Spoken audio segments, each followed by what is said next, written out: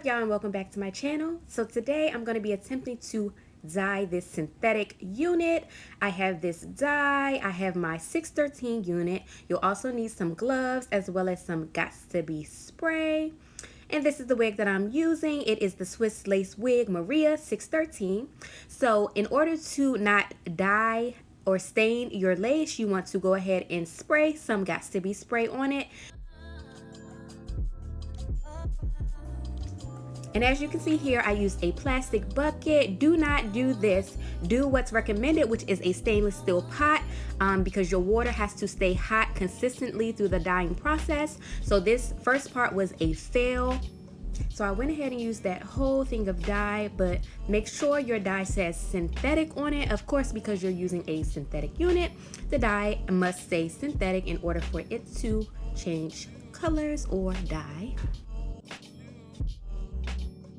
So I'm gonna go ahead and speed up this part of the video. Like I said, this was a fail. The wig did not dye properly doing this method, so stay tuned. And this is how the wig came out. Of course, I haven't rinsed it out yet, so you don't really get the true color.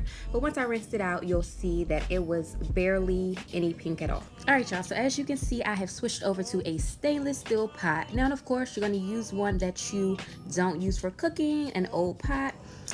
So the temperature is definitely boiling, and then I went ahead and poured my other bottle of synthetic dye into that, mixed her around, then submerged my wig for 30 minutes. And as you can see, this is the results from the first dyeing process. It's like barely any color. I mean, it was like a very, very, very light pink, but you couldn't really tell that it was dyed at all.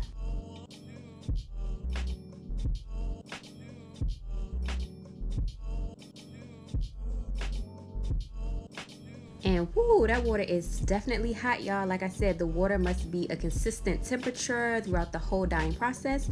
So I left the stove on medium high. I just made sure I kept mixing the wig around so it didn't burn.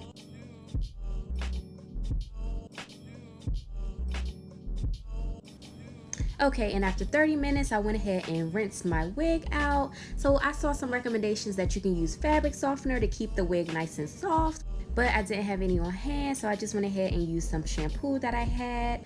The wig still turned out pretty soft. Now, this is not the color that I was necessarily going for. The bottle said super pink, so I was going for like a nice, medium, pretty bright pink. This is giving me more of a purplish color. I don't know what I did wrong. Well, we know what I did wrong, but you know, this wasn't really the color I was going for, but that's okay, that's okay.